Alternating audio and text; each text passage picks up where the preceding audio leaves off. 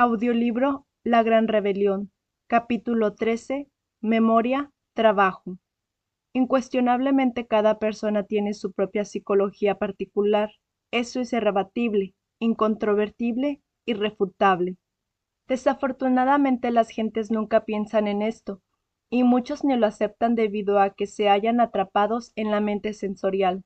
Cualquiera admite la realidad del cuerpo físico porque lo puede ver y palpar, empero la psicología es cuestión distinta. No es perceptible para los 5 sentidos, y por ello la tendencia general a rechazarla o simplemente a subestimarla y despreciarla calificándose de algo sin importancia. Indubitablemente cuando alguien comienza a autoobservarse, es señal inequívoca de que ha aceptado la tremenda realidad de su propia psicología. Es claro que nadie intentaría autoobservarse si no encontrara antes un motivo fundamental. Obviamente, quien inicia la autoobservación se convierte en un sujeto muy diferente a los demás. De hecho, indica la posibilidad de un cambio. Desafortunadamente, la gente no quiere cambiar. Se contenta con el estado en que vive. Causa dolor ver cómo las gentes nacen, crecen, se reproducen como bestias, sufren lo indecible y mueren sin saber por qué. Cambiar es algo fundamental, pero ello es imposible si no se inicia la autoobservación psicológica. Es necesario empezar a verse a sí mismo con el propósito de autoconocernos, pues en verdad el humanoide racional no se conoce a sí mismo. Cuando uno descubre un defecto psicológico, de hecho ha dado un gran paso porque esto le permitirá estudiarlo y hasta eliminarlo radicalmente. En verdad que nuestros defectos psicológicos son innumerables. Aunque tuviéramos 1000 lenguas para hablar y paladar de acero, no alcanzaríamos a enumerarlos a todos cabalmente. Lo grave de todo esto es que no sabemos medir el espantoso realismo en cualquier defecto. Siempre le miramos en forma vana sin poner en él la debida atención. Lo vemos como algo sin importancia. Cuando aceptamos la doctrina de los muchos y entendemos el crudo realismo de los 7 demonios que Jesús el Cristo sacó del cuerpo de María Magdalena, ostensiblemente nuestro modo de pensar con respecto a los defectos psicológicos sufre un cambio fundamental. No está de más afirmar en forma enfática que la doctrina de los muchos es de origen tibetano y gnóstico en un 100%. En verdad que no es nada agradable saber que dentro de nuestra persona viven cientos y miles de personas psicológicas. Cada defecto psicológico es una persona diferente, existiendo dentro de nosotros mismos aquí y ahora. Los 7 demonios que el gran Maestro Jesús el Cristo arrojó del cuerpo de María Magdalena son los 7 pecados capitales: ira, codicia, lujuria, envidia, orgullo, pereza, gula. Naturalmente cada uno de estos demonios por separado es cabeza de legión. En el viejo Egipto de los faraones, el iniciado debía eliminar de su naturaleza interior a los demonios rojos de sed, si es que quería lograr el despertar de la conciencia. Visto el realismo de los defectos psicológicos, el aspirante desea cambiar, no quiere continuar en el estado en que vive con tanta gente metida dentro de su psiquis, y entonces inicia la autoobservación.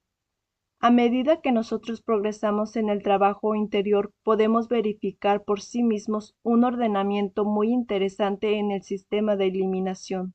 Uno se asombra cuando descubre orden en el trabajo relacionado con la eliminación de los múltiples agregados psíquicos que personifican a nuestros errores. Lo interesante de todo esto es que tal orden en la eliminación de defectos se realiza en forma graduativa y se procesa de acuerdo con la dialéctica de la conciencia. Nunca jamás podría la dialéctica razonativa superar la formidable labor de la dialéctica de la conciencia. Los hechos nos van demostrando que el ordenamiento psicológico en el trabajo de eliminación de defectos es establecido por nuestro propio ser interior profundo. Debemos aclarar que existe una diferencia radical entre el ego y el ser. El yo jamás podría establecer orden en cuestiones psicológicas, pues en sí mismo es el resultado del desorden. Solo el ser tiene poder para establecer el orden de nuestra psiquis. El ser es el ser. La razón de ser del ser es el mismo ser. El ordenamiento en el trabajo de autoobservación enjuiciamiento y eliminación de nuestros agregados psíquicos va siendo evidenciado por el sentido juicioso de la autoobservación psicológica. En todos los seres humanos se halla el sentido de la autoobservación psicológica en estado latente, mas se desarrolla en forma graduativa a medida que vayamos usándolo. Tal sentido nos permite percibir directamente, y no mediante simples asociaciones intelectuales, los diversos yoes que viven dentro de nuestra psiquis. Esta cuestión de las extrapercepciones sensoriales comienza a ser estudiada en el terreno de la parapsicología, y de hecho ha sido demostrada en múltiples experimentos que se han realizado juiciosamente a través del tiempo y sobre los cuales existe mucha documentación. Quienes niegan la realidad de las extrapercepciones sensoriales son ignorantes en un 100%, vibrones del intelecto embotellados en la mente sensual. Sin embargo, el sentido de la autoobservación psicológica es algo más profundo, va mucho más allá de los simples enunciados parapsicológicos. Nos permite la autoobservación íntima y la plena verificación del tremendo realismo subjetivo de nuestros diversos agregados. El ordenamiento sucesivo de las diversas partes del trabajo relacionadas con el tema tan grave de la eliminación de agregados psíquicos nos permite inferir una memoria-trabajo muy interesante y hasta muy útil en la cuestión del desarrollo interior. Esta memoria-trabajo, si bien es cierto que puede darnos distintas fotografías psicológicas de las diversas etapas de la vida pasada, juntas en su totalidad traerían a nuestra imaginación una estampa viva y hasta repugnante de lo que fuimos antes de iniciar el trabajo psico-transformista radical. No hay duda de que jamás desearíamos regresar a esa horrorosa figura, viva representación de lo que fuimos. Desde este punto, tal fotografía psicológica resultaría útil como medio de confrontación entre un presente transformado y un pasado regresivo, rancio, torpe y desgraciado. La memoria-trabajo se escribe siempre a base de sucesivos eventos psicológicos registrados por el Centro de Autoobservación Psicológica. Existen en nuestra psiquis elementos indeseables que ni remotamente sospechamos, que un hombre honrado, incapaz de tomarse jamás nada ajeno, honorable y digno de toda honra, descubra en forma insólita una serie de yoes ladrones habitando en las zonas más profundas de su propia psiquis. Es algo espantoso, mas no imposible, que una magnífica esposa llena de grandes virtudes, o una doncella de exquisita espiritualidad y educación magnífica, mediante el sentido de la autoobservación psicológica descubra en forma inusitada que en su psiquis íntima vive un grupo de yoes prostitutas, resulta nauseabundo y hasta inaceptable para el centro intelectual o el sentido moral de cualquier ciudadano juicioso. Mas todo eso es posible dentro del terreno exacto de la autoobservación psicológica. Capítulo 14. Comprensión creadora. El ser y el saber deben equilibrarse mutuamente a fin de establecer en nuestra psiquis la llamarada de la comprensión. Cuando el saber es mayor que el ser, origina confusión intelectual de toda especie. Si el ser es mayor que el saber, puede dar casos tan graves como el del santo estúpido. En el terreno de la vida práctica conviene autoobservarnos con el propósito de autodescubrirnos. Es precisamente la vida práctica el gimnasio psicológico mediante el cual podemos descubrir nuestros defectos. En estado de alerta percepción, alerta novedad, podremos verificar directamente que los defectos escondidos afloran espontáneamente. Es claro que defecto descubierto debe ser trabajado conscientemente con el propósito de separarlo de nuestra psiquis. Ante todo, no debemos identificarnos con ningún yo defecto si es que en realidad deseamos eliminarlo. Si parados sobre una tabla deseamos levantar ésta para colocarla arrimada a una pared, no sería posible esto si continuáramos parados sobre ella. Obviamente debemos empezar por separar a la tabla de sí mismos, retirándonos de la misma, y luego con nuestras manos levantar la tabla y colocarla recargada al muro. Similarmente, no debemos identificarnos con ningún agregado psíquico si es que en verdad deseamos separarlo de nuestra psiquis. Cuando uno se identifica con tal o cual yo, de hecho lo fortifica en vez de desintegrarlo. Supongamos que un yo cualquiera de lujuria se adueña de los rollos que tenemos en el centro intelectual para proyectar en la pantalla de la mente escenas de lascivia y morbosidad sexual. Si nos identificamos con tales cuadros pasionarios, indubitablemente aquel yo lujurioso se fortificará tremendamente. Mas si nosotros, en vez de identificarnos con esa entidad, lo separamos de nuestra psiquis considerándola como un demonio intruso, obviamente habrá surgido en nuestra intimidad la comprensión creadora. Posteriormente podríamos darnos el lujo de enjuiciar analíticamente a tal agregado con el propósito de hacernos plenamente conscientes del mismo. Lo grave de las gentes consiste precisamente en la identificación, y esto es lamentable. Si las gentes conocieran la doctrina de los muchos, si de verdad entendieran que ni su propia vida les pertenece, entonces no cometerían el error de la identificación. Escenas de ira, cuadros de celos, etc., en el terreno de la vida práctica resultan útiles cuando nos hallamos en constante autoobservación psicológica. Entonces comprobamos que ni nuestros pensamientos, ni nuestros deseos, ni nuestras acciones nos pertenecen.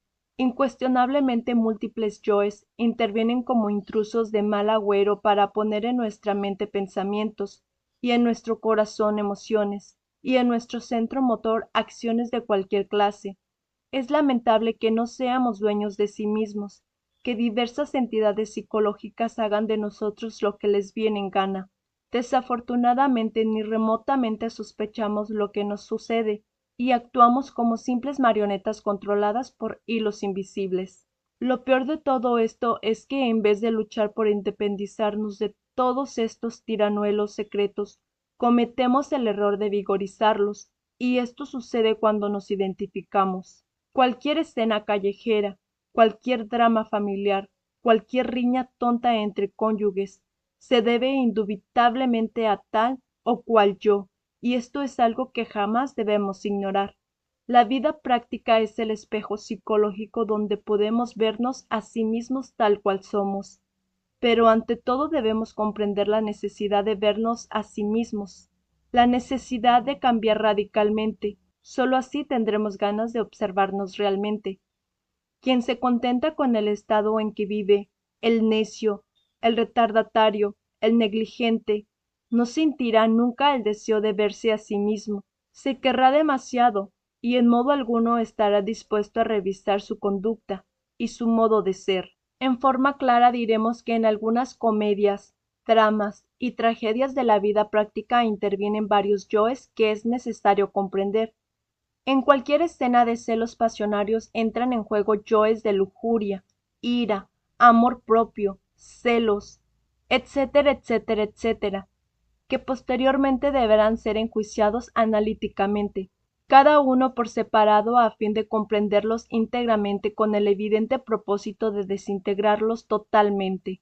La comprensión resulta muy elástica, por ello necesitamos ahondar cada vez más profundamente. Lo que hoy comprendimos de un modo, mañana lo comprenderemos mejor. Miradas las cosas desde este ángulo podemos verificar por sí mismos cuán útiles son las diversas circunstancias de la vida, cuando en verdad las utilizamos como espejo para el autodescubrimiento. En modo alguno trataríamos jamás de afirmar que los dramas, comedias y tragedias de la vida práctica resultan siempre hermosos y perfectos. Tal afirmación sería descabellada. Sin embargo, por absurdas que sean las diversas situaciones de la existencia, resultan maravillosas como gimnasio psicológico. El trabajo relacionado con la disolución de los diversos elementos que constituyen el mí mismo resulta espantosamente difícil. Entre las cadencias del verso también se esconde el delito. Entre el perfume delicioso de los templos se esconde el delito. El delito a veces se vuelve tan refinado que se confunde con la santidad, y tan cruel que se llega a parecer a la dulzura.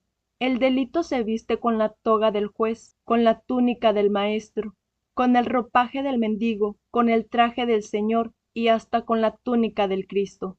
Comprensión es fundamental, mas en el trabajo de disolución de los agregados psíquicos no es todo, como veremos en el capítulo siguiente.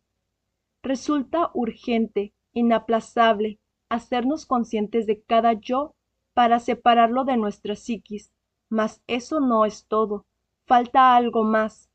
Capítulo 15. La Kundalini. Hemos llegado a un punto muy espinoso. Quiero referirme a la cuestión esta de la Kundalini, la serpiente ígnea de nuestros mágicos poderes, citada en muchos textos de la sabiduría oriental. Indubitablemente la Kundalini tiene mucha documentación y es algo que bien vale la pena investigar. En los textos de alquimia medieval, la Kundalini es la asignatura astral del esperma sagrado, Stella Maris, la Virgen del Mar, quien guía sabiamente a los trabajadores de la gran obra. Entre los aztecas ella es Tonatzin, entre los griegos la casta Diana, y en Egipto es Isis, la madre divina a quien ningún mortal ha levantado el velo. No hay duda alguna de que el cristianismo esotérico jamás dejó de adorar a la divina madre Kundalini. Obviamente es Mará, o mejor dijéramos, Ram-Io, María, lo que no especificaron las religiones ortodoxas, por lo menos en lo que atañe al círculo esotérico o público, es el aspecto de Isis en su forma individual humana. Ostensiblemente, solo en secreto se enseñó a los iniciados que esa divina madre existe individualmente dentro de cada ser humano. No está de más aclarar en forma enfática que Dios Madre, Rea, Cibeles, Adonia, o como queramos llamarle, es una variante de nuestro propio ser individual aquí y ahora. Concretando diremos que cada uno de nos tiene su propia madre divina particular, individual. Hay tantas madres en el cielo cuantas criaturas existentes sobre la faz de la tierra. La Kundalini es la energía misteriosa que hace existir al mundo, un aspecto de Brahma, en su aspecto psicológico manifiesto en la anatomía oculta del ser humano. La Kundalini se halla enroscada 3 veces y media dentro de cierto centro magnético ubicado en el hueso coxígeo. Allí descansa entumecida como cualquier serpiente la divina princesa. En el centro de aquel chakra o estancia existe un triángulo hembra, o yoni, donde está establecido un lingam macho. En este lingam atómico o mágico que representa el poder creador sexual de Brahma, se enrosca la sublime serpiente Kundalini. La reina ígnea en su figura de serpiente despierta con el secretum secretorum de cierto artificio alquimista que he enseñado claramente en mi obra titulada El misterio del áureo florecer. Incuestionablemente, cuando esta divina fuerza despierta, asciende victoriosa por el canal medular espinal para desarrollar en nosotros los poderes que divinizan. En su aspecto trascendental divinal subliminal, la serpiente sagrada trascendiendo a lo meramente fisiológico, anatómico, en su estado étnico, es como ya dije nuestro propio ser, pero derivado. No es mi propósito enseñar en este tratado la técnica para el despertar de la serpiente sagrada. Solo quiero poner cierto énfasis al crudo realismo del ego y a la urgencia interior relacionada con la disolución de sus diversos elementos inhumanos. La mente por sí misma no puede alterar radicalmente ningún defecto psicológico. La mente puede rotular cualquier defecto, pasarlo de un nivel a otro, esconderlo de sí misma o de los demás, disculparlo mas nunca eliminarlo absolutamente. Comprensión es una parte fundamental, pero no lo es todo. Se necesita eliminar. Defecto observado debe ser analizado y comprendido en forma íntegra antes de proceder a su eliminación. Necesitamos de un poder superior a la mente, de un poder capaz de desintegrar atómicamente cualquier yo defecto que previamente hayamos descubierto y enjuiciado profundamente. Afortunadamente tal poder subyace profundamente más allá del cuerpo, de los afectos y de la mente, aunque tenga sus exponentes concretos en el hueso del centro coxígeo, como ya lo explicamos en párrafos anteriores del presente capítulo. Después de haber comprendido íntegramente cualquier yo defecto, debemos sumergirnos en meditación profunda, suplicando, orando, pidiendo a nuestra divina Madre particular individual desintegre el yo defecto previamente comprendido. Esta es la técnica precisa que se requiere para la eliminación de los elementos indeseables que en nuestro interior cargamos. La Divina Madre Kundalini tiene poder para reducir a cenizas cualquier agregado psíquico subjetivo, inhumano. Sin esta didáctica, sin este procedimiento, todo esfuerzo para la disolución del ego resulta infructuoso, inútil, absurdo. Capítulo 16. Normas intelectuales. En el terreno de la vida práctica cada persona tiene su criterio, su forma más o menos rancia de pensar, y nunca se abre a lo nuevo. Esto es irrefutable, irrebatible, incontrovertible. La mente del humanoide intelectual está degenerada, deteriorada, en franco estado de involución. Realmente el entendimiento de la humanidad actual es similar a una vieja estructura mecánica inerte y absurda, incapaz por sí misma de cualquier fenómeno de elasticidad auténtica. Falta ductibilidad en la mente. Se encuentra enfrascada en múltiples normas rígidas y extemporáneas. Cada cual tiene su criterio y determinadas normas rígidas dentro de las cuales acciona y reacciona incesantemente. Lo más grave de toda esta cuestión es que las millonadas de criterios equivalen a millonadas de normas putrefactas y absurdas. En todo caso, las gentes nunca se sienten equivocadas. Cada cabeza es un mundo, y no hay duda que entre tantos recovecos mentales existen muchos sofismas de distracción y estupideces insoportables. Mas el criterio estrecho de las multitudes ni remotamente sospecha el embotellamiento intelectivo en que se encuentra. Estas gentes modernas con cerebro de cucaracha piensan de sí mismas lo mejor, presumen de liberales, de supergenios, creen que tienen muy amplio criterio. Los ignorantes ilustrados resultan ser los más difíciles, pues en realidad, hablando esta vez en sentido socrático diremos, no solamente no saben, sino que, además, ignoran que no saben. Los vibrones del intelecto, aferrados a esas normas anticuadas del pasado, se procesan violentamente en virtud de su propio embotellamiento, y se niegan en forma enfática a aceptar algo que en modo alguno puede encajar dentro de sus normas de acero. Piensan los sabiondos ilustrados que todo aquello que por una o otra causa se salga del camino rígido de sus procedimientos oxidados es absurdo en un 100%. Así de este modo, esas pobres gentes de criterio tan difícil se autoengañan miserablemente, presumen de geniales los pseudosapientes de esta época, ven con desdén a quienes tienen valor de apartarse de sus normas carcomidas por el tiempo. Lo peor de todo es que ni remotamente sospechan la cruda realidad de su propia torpeza. La mezquindad intelectual de las mentes rancias es tal que hasta se da el lujo de exigir demostraciones sobre eso que es lo real, sobre eso que no es de la mente. No quieren entender las gentes del entendimiento raquítico e intolerante que la experiencia de lo real sólo adviene en ausencia del ego. Incuestionablemente, en modo alguno sería posible reconocer directamente los misterios de la vida y de la muerte en tanto no se haya abierto dentro de nosotros mismos la mente interior. No está de más repetir en este capítulo que sólo la conciencia superlativa del ser puede conocer la verdad. La mente interior sólo puede funcionar con los datos que aporta la conciencia cósmica del ser. El intelecto subjetivo, con su dialéctica razonativa, nada puede saber sobre eso que escapa a su jurisdicción. Ya sabemos que los conceptos de contenido de la dialéctica razonativa se elaboran con los datos aportados por los sentidos de percepción externa. Quienes se encuentran embotellados dentro de sus procedimientos intelectuales y normas fijas, presentan siempre resistencia a estas ideas revolucionarias. Solo disolviendo el ego en forma radical y definitiva es posible despertar la conciencia y abrir realmente la mente interior. Sin embargo, como quiera que estas declaraciones revolucionarias no caben dentro de la lógica formal, ni tampoco dentro de la lógica dialéctica, la reacción subjetiva de las mentes involucionantes opone resistencia violenta. Quieren estas pobres gentes del intelecto meter el océano dentro de un vaso de cristal.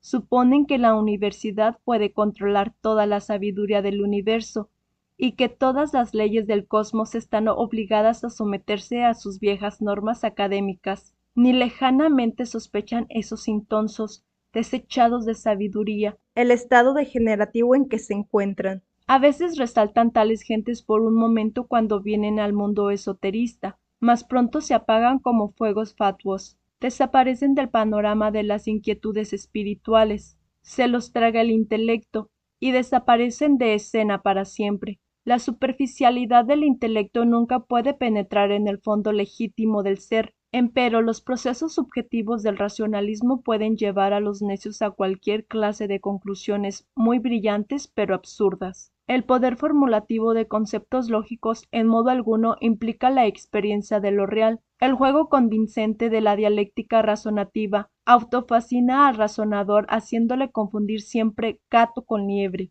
La brillante procesión de ideas ofusca al vibrón del intelecto y le da cierta autosuficiencia tan absurda como para rechazar a todo eso que no huela a polvo de bibliotecas y tinta de universidad. El delirium tremens de los borrachos alcohólicos tiene síntomas inconfundibles, pero el de los ebrios de las teorías se confunde fácilmente con la genialidad. Al llegar a esta parte de nuestro capítulo, diremos que ciertamente resulta muy difícil saber dónde termina el intelectualismo de los vibrones y dónde comienza la locura. En tanto continuemos embotellados dentro de las normas podridas y rancias del intelecto, será algo más que imposible la experiencia de eso que no es de la mente, de eso que no es del tiempo, de eso que es lo real.